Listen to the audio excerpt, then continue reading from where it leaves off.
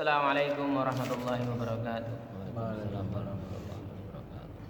Innal hamdalillah nahmaduhu wa nasta'inuhu wa nastaghfiruh wa na'udzu billahi min syururi anfusina wa min sayyiati a'malina. May yahdihillahu fala mudilla lahu wa may yudlil fala hadiya lahu. Asyhadu an la ilaha illallah wahdahu la syarika lahu wa asyhadu anna Muhammadan abduhu wa rasuluh. Allahumma salli wa sallim ala Muhammadin wa ala alihi wa sahbihi ajma'in, amma ba'd. Ya ayyuhalladzina amanu taqullaha haqqa tuqatih wa la tamutunna illa wa antum muslimun. Ya ayyuhan nasu taqu rabbakumul ladzi khalaqakum min nafsin wahidah wa khalaqa minha zawjaha wa batha minhuma rijalan katsiran wa nisaa'a. Wattaqullaha alladzi tasaaluna bihi wal arham innallaha kana 'alaikum raqiba. Ya ayyuhalladzina amanu taqullaha wa qulu qawlan sadida yuslih lakum a'malakum wa yaghfir lakum dzunubakum wa may yuti'illaha wa rasulahu faqad faza fawzan 'azima. Alhamdulillahirabbil alamin. Pagi ini kita masih diberi kesempatan oleh Allah Subhanahu wa taala untuk mentadaburi ayat-ayatnya dan mengkaji hadis Rasulullah sallallahu alaihi wasallam yang hanya kepadanya lah kita berharap ridha-Nya, agar kita dan keluarga kita dijadikan oleh Allah Subhanahu wa taala ahlul Quran dan ahlul jannah. Keluarga yang bisa menjalankan sunnah-sunnah Rasulullah, keluarga yang bisa menjalankan perintah-perintah Allah, dan keluarga yang bisa meninggalkan semua larangan-larangan Allah dan Rasul-Nya. Salawat serta salam semoga tercurah kepada Rasulullah sallallahu alaihi wasallam, Muhammad bin Abdullah beserta keluarganya, para sahabatnya serta pengikutnya yang senantiasa menegakkan sunnah-sunnah Rasulullah sallallahu alaihi wasallam hingga akhir kiamat kelak. Mari sama-sama kita buka dengan bacaan basmalah. Bismillahirrahmanirrahim. Hari ini kita sudah sampai di surat Al-Baqarah ayat yang ke-60 ya? Iya. Ya, 60. Iya, silakan dibaca. A'udzu billahi minasyaitonir rajim. Bismillahirrahmanirrahim. Wa idz tasqa Musa liqaumihi faqulna rib bi'asakal hajar fanfajarat minhu nata asrata aina qad alima kullu unasim masrabahum kulu wasrabu min rizqillahi wa la ta'saw fil ardi mufsidin. Dan ingatlah ketika Musa memohon air untuk kaumnya, lalu kami berfirman, pukullah batu itu dengan tongkatmu, maka memancarlah daripadanya 12 mata air. Setiap suku telah mengetahui tempat minumnya masing-masing, maka makan dan minumlah dari rezeki yang diberikan Allah, dan janganlah kamu melakukan kejahatan di bumi dengan berbuat kerusakan. Wa idz tasqa Musa liqaumihi faqulna idrib bi'asakal hajar fanfajarat minhu 12 'aina qad 'alima kullu unasin mashrabahum kulu washrabu min rizqillahi wa la ta'thaw fil ardi mufsidin. Dan ingatlah ketika Musa memohon air untuk kaumnya. Kan udah manna dan salwanya sudah diturunkan oleh Allah, betul gak? Makanannya sudah dicukupkan untuk 1 hari itu. Ya, makanannya tinggal ngambil, ya kan? Salwanya kira-kira, kalau ada salwa kira-kira enak gak? Enak. Pernah makan salwa belum? Belum. Ya, sama saya juga belum pernah, ya kan? Karena itu makanan langsung diturunkan dari Allah. Iya, langsung dari langit. Nah, manna juga begitu, langsung dari langit. Nggak perlu bekerja. Iya, 1 hari itu dijamin, ya, cukup makanan. Gitu. Maka orang-orang beriman kayak gini, itu umatnya Nabi Musa, pada saat itu saja yang dia masih ngelawan sama Allah, dijamin gak hidupnya? Terus kita yang beriman, yang setiap hari sujud sama Allah gitu, nggak yakin bahwa dirinya dicukupkan oleh Allah. Bahaya nih orang kayak gitu, nggak yakin sama Allah ya kan? Ini kan orang Yahudi ini dicukupkan nggak sama Allah? Dicukupkan, ya. Maka ketika sudah makanan ada, tinggal airnya. Gitu. Dan ingatlah ketika Musa memohon air untuk kaumnya, lalu kami berfirman kepada Nabi Musa, ya. Pukullah batu itu dengan tongkatmu. Dipukul tuh batunya dengan tongkat Nabi Musa. Gitu. Emang apa? Nabi Musa itu kalau udah bawa tongkat itu bisa segala macam jadi itu ya kan? Ya kan? Dipukul ke laut, belah lautan. Dipukul ke batu, airnya mancar. Gitu kan? Dilemparin bisa jadi ular. Itu kalau dipentung sama jidatnya orang munafik jadi apa kira-kira? Jadi apa Ustaz? Jadi debu katanya tuh. Saya pengen tuh ya ada tongkatnya Nabi Musa. Cuma kalau yang bukan Nabi Musa yang megang nggak kayak begitu kali ya kan? Nggak berfungsi. Gitu. Nggak berfungsi gitu. Saya pengen juga tuh punya tongkat kayak begitu ya kan? Gitu. Jadi yang macam-macam gitu orang munafik itu ketemu saya pentung betul sama jidatnya itu ya kan? Gitu ya. Tongkat itu pemberian langsung. Iya, semuanya pemberian langsung. Itu hebatnya, mukjizatnya nabi-nabi terdahulu itu, ya kan? Ya buktinya Nabi Soleh bisa dapat onta dari mana? Batu. Dari batu. Sela-sela batu. Dari sela-sela batu. Ini airnya batunya dipukul, airnya keluar. Gitu. Pukullah batu itu dengan tongkatmu, lalu memancarkan darinya 12 mata air. Karena pada waktu itu ada berapa belas suku? 12 suku. Otomatis tuh. Jadi nggak rebutan. Setiap suku, sesungguhnya setiap suku mengetahui tempat minumnya masing-masing.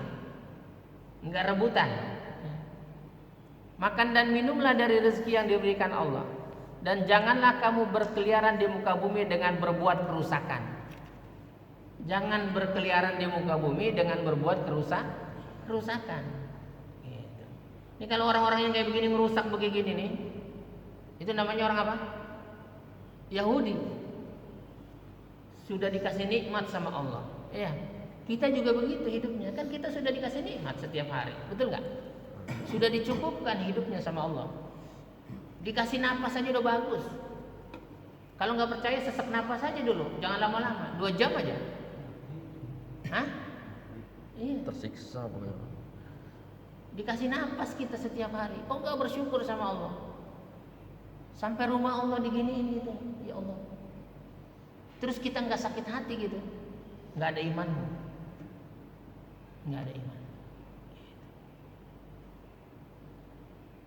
Kira-kira gini, kalau orang tua kita rumahnya dianiaya gitu, rumahnya ditutup sama orang, kita marah nggak sih? Marah. Wah, ini rumah Allah, rumah yang memberikan segala-galanya atas diri saya dan keluarga saya. Maka haram orang yang membuat kerusakan di muka bumi itu. Orang yang merusak bumi itu bukan macul-macul begitu, bukan. Ya. Terpancar tuh airnya dibelah sama, dipukul sama Nabi Musa. Ya. Ini contoh saja. Gitu ya. Allah Subhanahu Wa Taala berfirman kepada Bani Israel, ingatlah nikmat yang telah aku anugerahkan dengan dikabulkannya doa Nabi Musa alaihissalam ketika memohon air untuk kalian semua. Begitu juga kita harus ingat ya, atas nikmat-nikmat Allah yang Allah berikan kepada kita. Nikmat kita dikasih oleh Allah, nikmat iman, dikasih nikmat Islam, dikasih nikmat kesehatan. Sebanyak apapun duitmu gitu, kalau sudah sakit, ya, jangan banyak-banyak sakitnya, jangan berat-berat lah. Ya, sakit muntah-muntah saja kamu. Batuk aja ngapain? Itu nikmat semua dari Allah. Yang paling baik adalah nikmat diberikan kesempatan kepada kita dan keluarga kita untuk bisa membaca Al-Quran. Dan nikmat yang paling hebat buat kita bisa menunaikan sholat 5 waktu secara berjamaah di rumah Allah di masjid. Itu nikmat tuh. Maka harus banyak bersyukur. Kita memikirnya yang besar saja, nggak kecil-kecil, gitu, nggak kecil-kecil. Karena kalau orang yang beriman mikirnya bukan dunia itu kecil. Di surat 22 kalau nggak salah, itu ayat pertama dah. Coba lihat. Ini kalau kita berpikirnya besar, ya besar. Surat 22 ayat 1 kayaknya. Ayat pertama ya.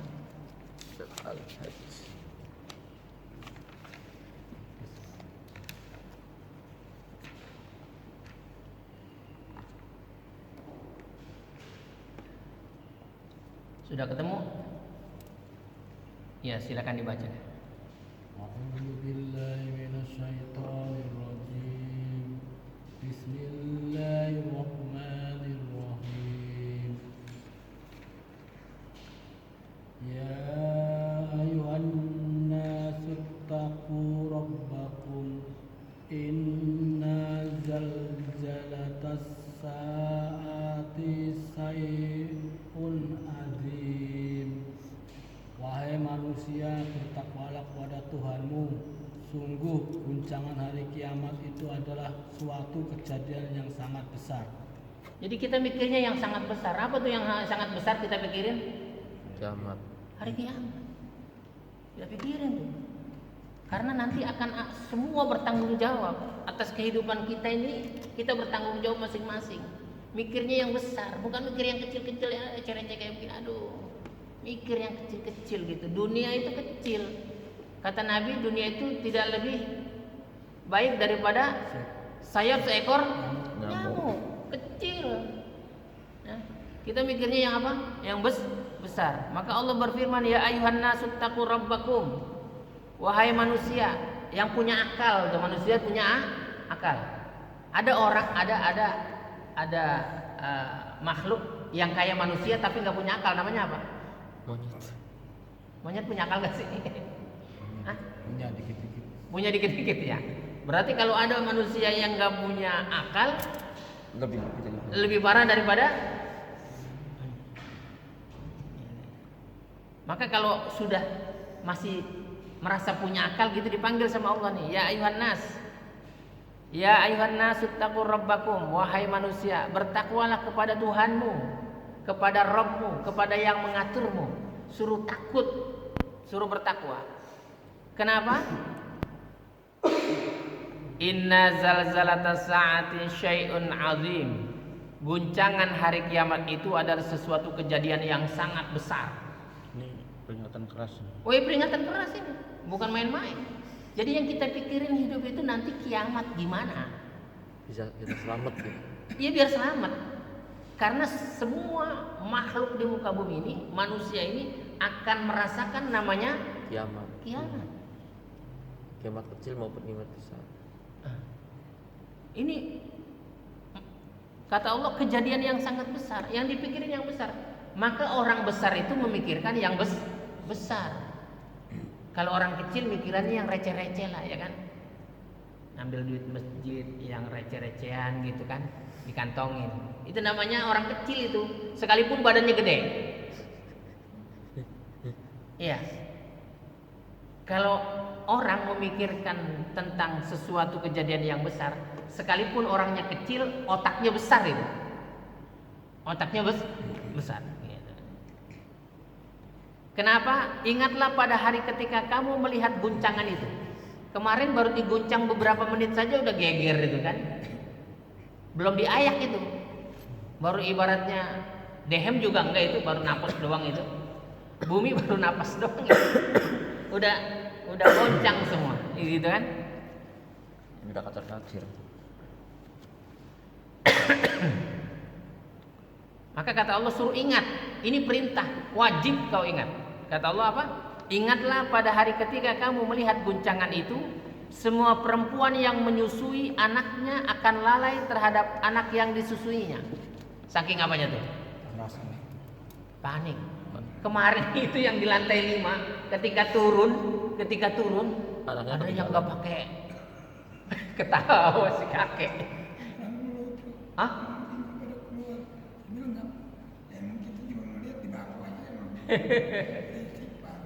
Iya. Coba. Itu baru belum goncangan itu. Baru gempa sedikit doang itu, ya kan? Dan tidak menimbulkan tsunami lagi. Gitu ya. Sudah keluar dari rumahnya tanpa busana. Gitu. Gimana itu? Makanya kata Allah, ingat pada hari ketika kamu melihat guncangan itu, semua perempuan, bukan cuma satu, semua kata Allah. Semua perempuan yang menyusui anaknya akan lalai terhadap anak yang disusuinya. Diapain Ustaz? Oh begitu katanya, katanya. Gitu ya. Jadi jangan mikirin yang kecil-kecil, ya, jangan mikirin. Gitu. Bagaimana nanti kehidupan anak saya ke depan 15 tahun yang akan datang? Ya Allah, kayak anaknya masih hidup aja 15 tahun yang akan datang, gitu kan? Kan kita nggak tahu masih hidup atau enggak, betul nggak? Gitu. Yang kita pikirin nih, ini. Dan setiap perempuan yang hamil akan keguguran kandungannya.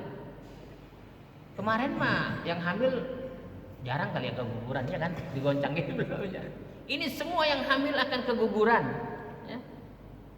Dan kamu melihat manusia dalam keadaan mabuk, sempoyongan, ya, sempoyongan itu. Padahal sebenarnya mereka itu tidak mabuk, tetapi adab Allah itu sangat keras. Ya. Tunggu saja. Ya. Akan semua dapat, akan semua mengalami, termasuk kita. Terus kita mikirin yang kecil-kecil gitu. Oh rugilah, mikir tuh kiamat nanti gimana, selamat nggak kita? Ya. Maka kita terus taat kepada Allah, minta sama Allah pertolongan terus. Maka setiap hari kita bilang ihdinas siratal mustaqim. Ya. Siratal ladzina an'amta 'alaihim ghairil maghdubi 'alaihim waladdallin. Kenapa? Karena perintah Allah wasta'inu bis-sabri was-shalah. Bermohonlah pertolongan kepada Allah dengan sabar dan salat. Makanya kita salatnya harus dijaga. Jaga 5 waktu itu. Ya. Jangan sampai masbuk. Jangan sampai masbuk. Ya. Kalau pengen selamat jangan sampai masbuk. Apalagi disengaja gitu. Waduh. Jangankan kiamat, di kuburan aja belum tentu selamat. Ya.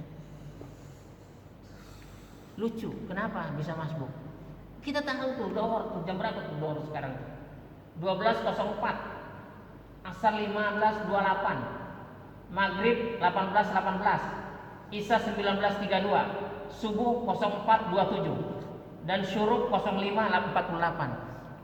Ini ada berapa? Ada 5 waktu nih, plus 1 syuruk, 6 waktu kita sholat dijaga. Kalau pengen selamat nanti di hari kiamat. Ya.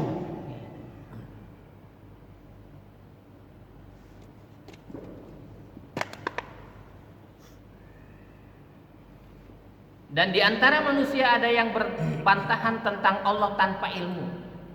Sekarang mah di internet itu ya, orang berbantah-bantahan tentang Allah tanpa ilmu, dengan akalnya.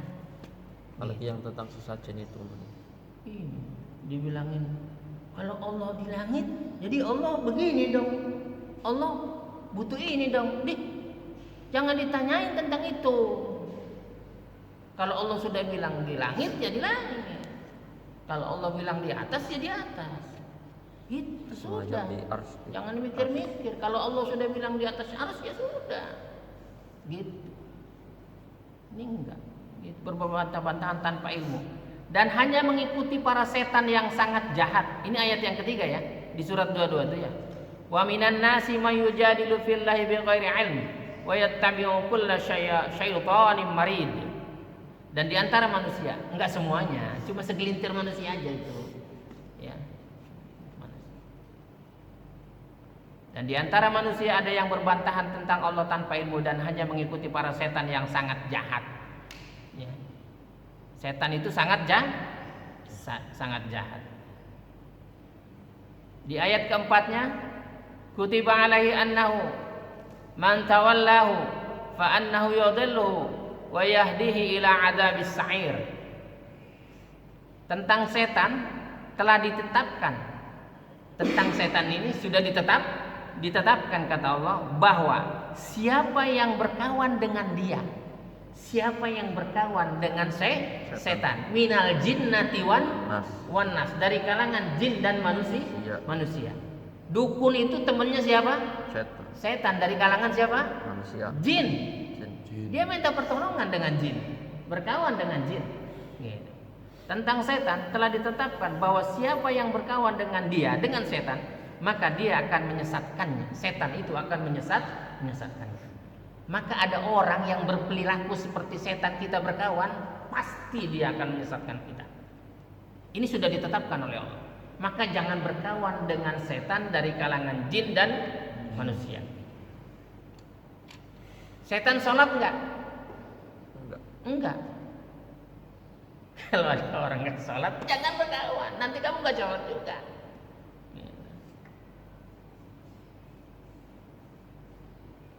Dan membawanya ke adab neraka. Jadi orang yang berkawan nanti dibawa oleh setan itu ke adab neraka. Sudah jangan. Jangan. Tentang setan itu ya. Dan ayat yang kelimanya, wahai manusia. Tadi ayat yang pertama disebut juga ya ayuhan nas. Ya, ayat yang kelima juga ya ayuhan nas gitu kan, diulang. Diingatkan lagi oleh Allah bahwa memang Al-Qur'an itu untuk diingat, ya. Peringatan. Wahai manusia, jika kamu meragukan hari kebangkitan, ragu enggak akan dibangkitkan kita? Jika kamu meragukan hari kebangkitan kata Allah, makanya kita jangan ragu. Mikirin tuh nanti kita masuk ke dalam kubur, Kebanyakan ragu. Kebanyakan ragu. berkawan sama orang yang ragu-ragu, ya dia jadi ragu, nggak yakin gitu.